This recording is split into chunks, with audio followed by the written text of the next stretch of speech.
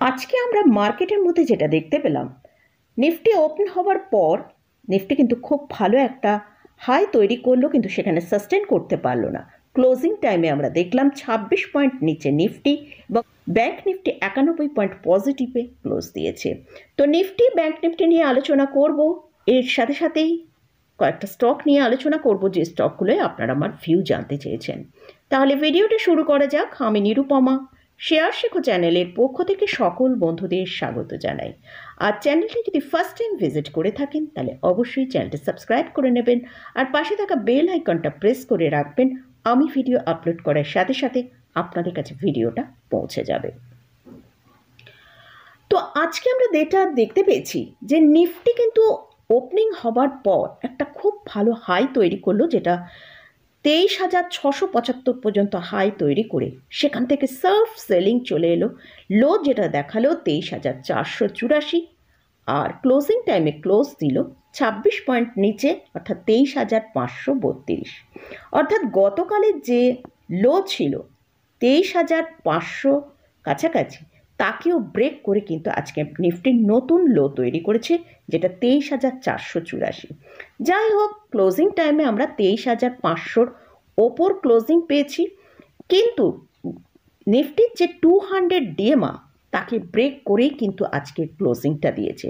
গতকাল আমরা যেমন নিফটিকে দেখেছিলাম 23,559 ক্লোজিং দিয়েছিল, অর্থাৎ নিফটির যে 200 ডিএমআ 23,540, তার ওপরে ক্লোজিংটা পেয়েছিলাম। আজকে কিন্তু নিফটিতে আমরা এর নিচে ক্লোজিংটা পেলাম। হয়তো কয়েকটা কারণের জন্য মনে হচ্ছে আগামী দিনে এই যে মার্কেটের মধ্যে এতটা ফল হচ্ছে, সেখান থেকে আমরা হয়তো কিছুটা রেহাই পেতে পারি। সেই কারণগুলো কি কি?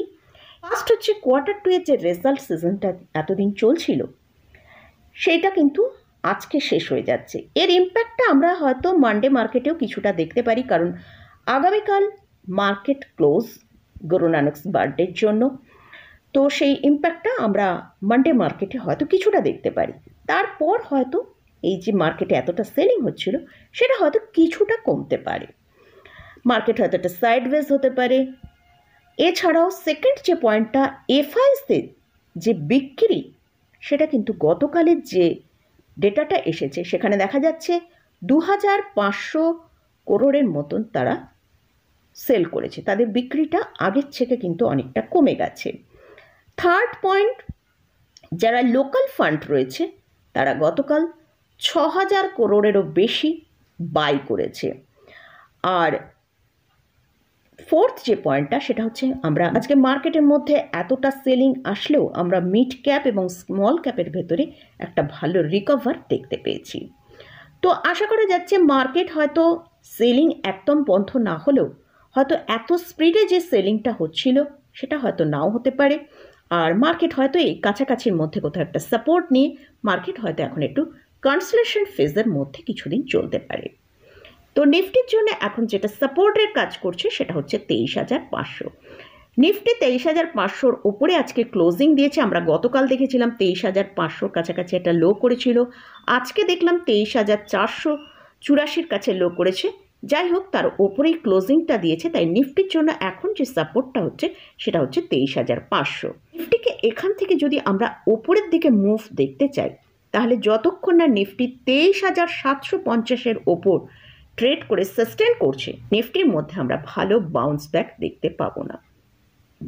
মার্কেট ওপরে গেলেও সেখান থেকে কিন্তু আবার নিচে চলে আসার সম্ভাবনা আছে। এবারে আসছে ব্যাংক নিফটি। ব্যাংক নিফটিতে আজকে আমরা যেটা দেখলাম, ব্যাংক নিফটি একটা ছোট্ট রেঞ্জের মধ্যে ট্রেড করেছে, প্রায় 500-600 পয়েন্টের মধ্যে ট্রেড করেছে।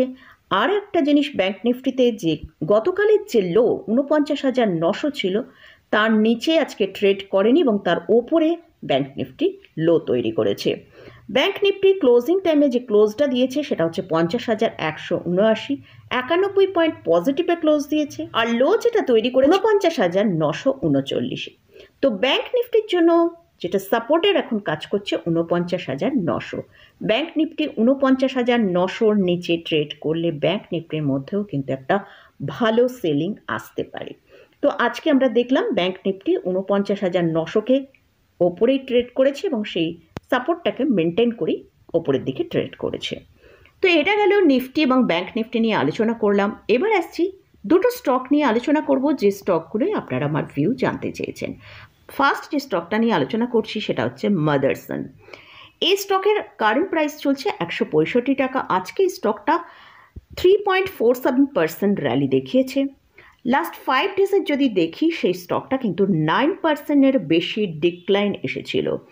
তো আজকে স্টকের মধ্যে র্যালি এসেছে এই কারণে আয়েশার মোটরের রেজাল্ট খুব ভালো এসেছে, তার জন্যই আমরা অটো অ্যান্সিলারি কিছু কোম্পানির ভেতরে একটা ভালো বাইং দেখতে পেয়েছি। তো গতকাল স্টকটা তার যে 160 এই লেভেলটাকে ব্রেক করে নিচে এসেছিল, 159-এর কাছে ক্লোজিং দিয়েছে। তো আজকে আমরা স্টকটাকে দেখলাম যে একটা উপরের দিকের মুভ তৈরি করেছে। স্টকটা শর্ট টার্মে 173 থেকে 75 টাকা পর্যন্ত এই যে র্যালিটা এসছে এখানে মুভ করতে পারে। তো যতক্ষণ না স্টকটা 185 টাকার ওপর সাস্টেন করে ট্রেড করছে ততক্ষণ আমরা এই স্টকে কিন্তু খুব একটা ভালো বাই দেখতে পাবো না। স্টকটার জন্য যেটা স্ট্রং পয়েন্ট সেটা হচ্ছে 185 টাকার ওপর ট্রেড করলে তবে কিন্তু এখানে ভালো বাইটা আসবে। আর হয়তো স্টকটাকে আমরা 160 টাকার কাছাকাছি আবারও আসতে দেখতে পারি, তখন আমাদের ওয়াচ করতে হবে 159 টাকাকে ব্রেক করে নিচে যাচ্ছে কিনা। যদি যায় সেক্ষেত্রে কিন্তু একটা ভালো সেলিং আসার সম্ভাবনা রয়েছে। নেক্সট যে স্টকটা নিয়ে আলোচনা করছি সেটা হচ্ছে টাটা টেকনোলজি। এর কারেন্ট প্রাইস চলছে 964 টাকা। এই স্টকটা লাস্ট 2023-এর ডিসেম্বরের মার্কেটে লিস্ট হয়েছে, তাই কিন্তু এই স্টকের কিন্তু খুব একটা বেশি আমরা ডেটা দেখতে পাচ্ছি না।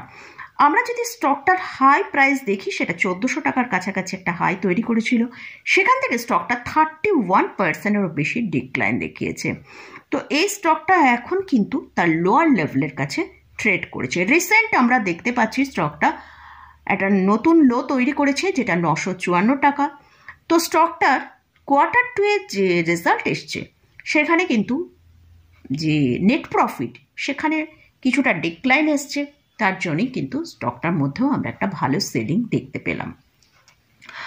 আর এই স্টকটা এছাড়াও এই স্টকের যে কারেন্ট পি চলছে সেটা 60-এর কাছাকাছি চলছে। তো কিন্তু যদি এই স্টকটা যে ইন্ডাস্ট্রিতে বিলং করে তার পি দেখি সেটা 32.87-এর কাছে চলছে, তাই হয়তো স্টকটার মধ্যে আরও কিছুটা কারেকশন আমরা দেখতে পেতে পারি। এই স্টকটা নিয়ে আমি অনেকবারই আলোচনা করেছি। অবশ্যই এই স্টকটা ফান্ডামেন্টালি একটা গুড স্টক। এই স্টকটায় অল্প অল্প করে এসআইপি এবং পোর্টফোলিও রাখার জন্য কিন্তু আমাদের এই সময়টা একটা ভালো অপরচুনিটি আমরা দেখতে পাচ্ছি। মোটামুটি এই দুটো স্টক নিয়ে আলোচনা করলাম। তবে এই স্টক বা ইন্ডেক্সে আমি কোনো রকম কোনো বাই রেকমেন্ডেশন করছি না। এই স্টক সম্পর্কে আপনারা আমার ভিউ জানতে চেয়েছেন, সেটাই আমি আপনাদের সাথে শেয়ার করলাম। তো মোটামুটি এই স্টক বা ইন্ডেক্সে কোথাও কোনো পজিশন নিতে গেলে তার আগে ভালো করে চার্ট অ্যানালিসিস করে নিয়ে তারপরে পজিশন নেবেন।